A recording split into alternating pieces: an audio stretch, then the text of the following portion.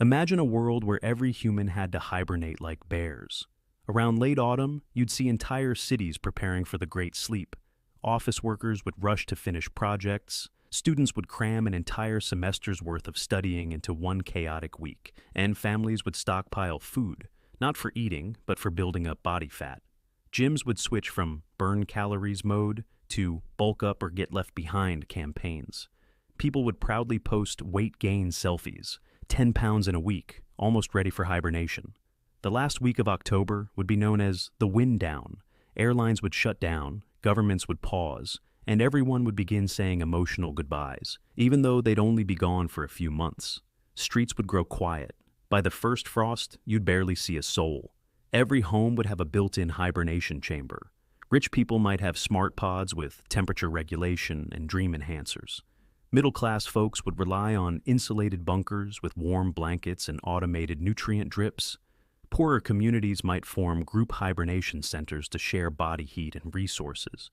The world would become still, eerily silent, like someone hit the mute button on humanity. During the hibernation months, nature would take over. Animals would roam cities without fear. Trees would grow through empty parking lots. Snow would pile up on rooftops unchecked. AI systems would quietly maintain basic infrastructure, power grids, heating, hospitals.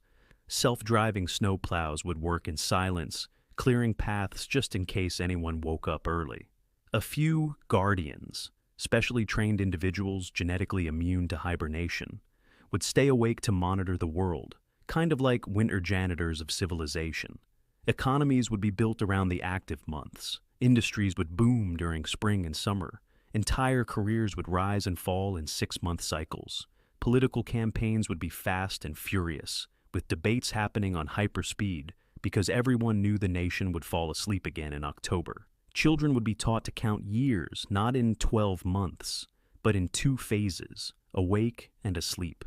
Social media would look hilarious. See you next March. Posts would trend, and memes about last-minute snack binges would flood timelines in late October.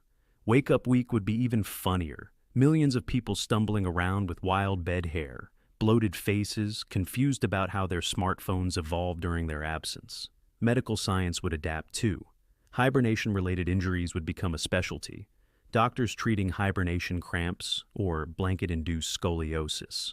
Pharmacies would sell pre-hibernation prep kits with vitamins, calming teas, and sleep-inducing music playlists.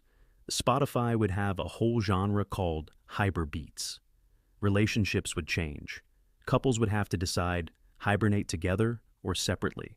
Long-distance love would mean syncing your sleep pods. Breakups would be brutal because you'd have to wait 6 months just to argue again.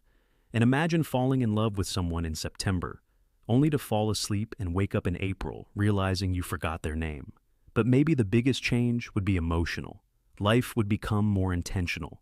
People would savor summer knowing it's finite. Parties would be louder, hugs tighter, laughs more precious. Each spring would feel like a rebirth, not just for nature, but for the soul. And somewhere deep in the snow-covered silence, humanity would be dreaming.